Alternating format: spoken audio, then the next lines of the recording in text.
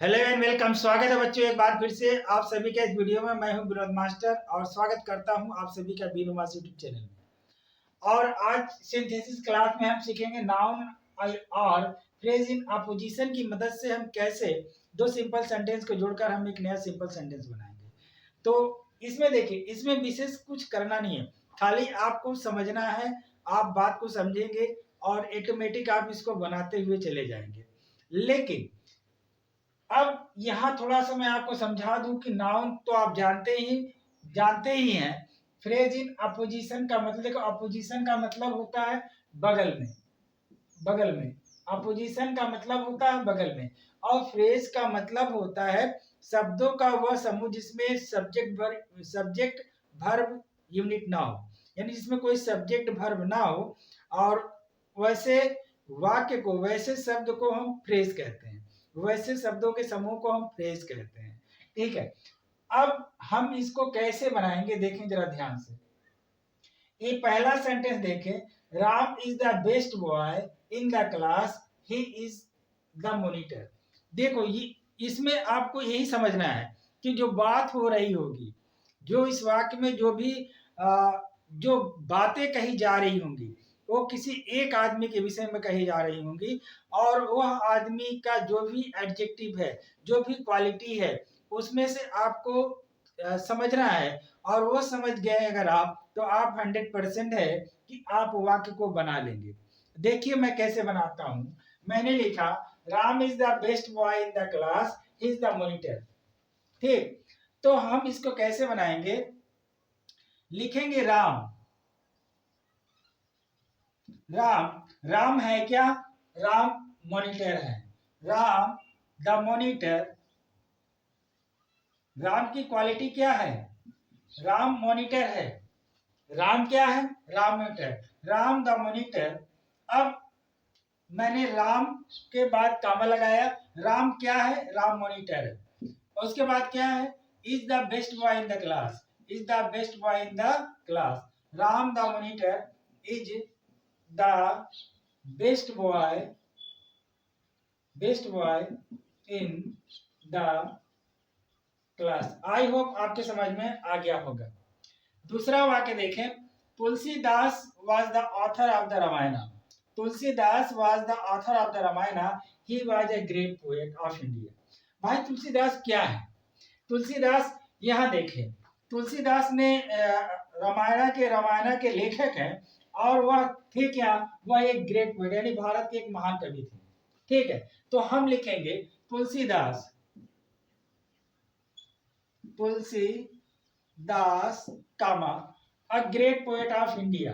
क्या लिखेंगे?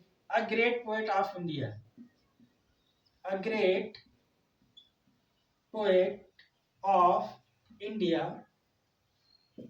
Tulsidas a great poet of India was the author of the Ramayana. इसके बाद क्या लिखेंगे?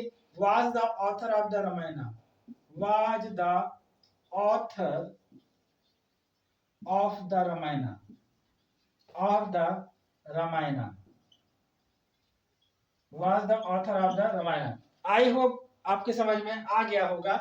थोड़ा सा दिमाग लगाएंगे आप 100% सीख जाएंगे। आगे चले, Mahatma Gandhi was a great leader, he was called the father of the nation। ठीक है, Mahatma Gandhi was the great leader। देखो महात्मा गांधी नो डाउट, ठीक है, वह एक बहुत बड़े महान नेता तो थे ही भारत के, लेकिन he was called the father of the nation.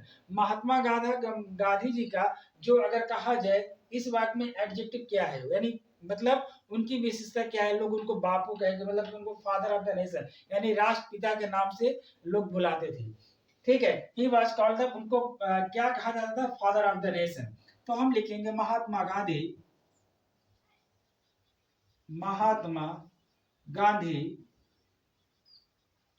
Gandhi comma father of the nation, father of the nation. Mahatma Gandhi father of the nation comma was a great leader, was a great leader. इसके आगे हम क्या लिखेंगे? Was a great leader, was a great leader.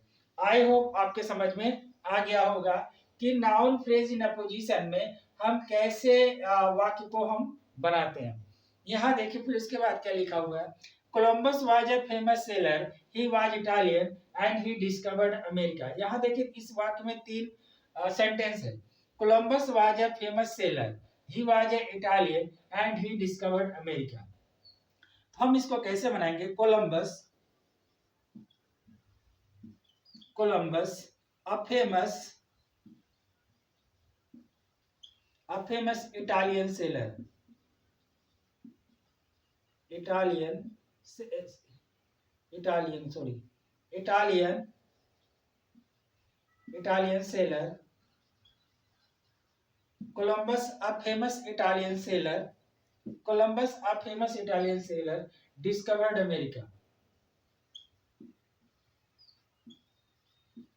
discovered America, discovered America. I hope आपकी समझ में आ गया होगा। Shakespeare wrote Macbeth, he was a great English writer. लिखेंगे Shakespeare, Shakespeare, Shakespeare comma a great English writer, a great English writer. Shakespeare, a great English writer, wrote Macbeth. Wrote Macbeth. Wrote Macbeth.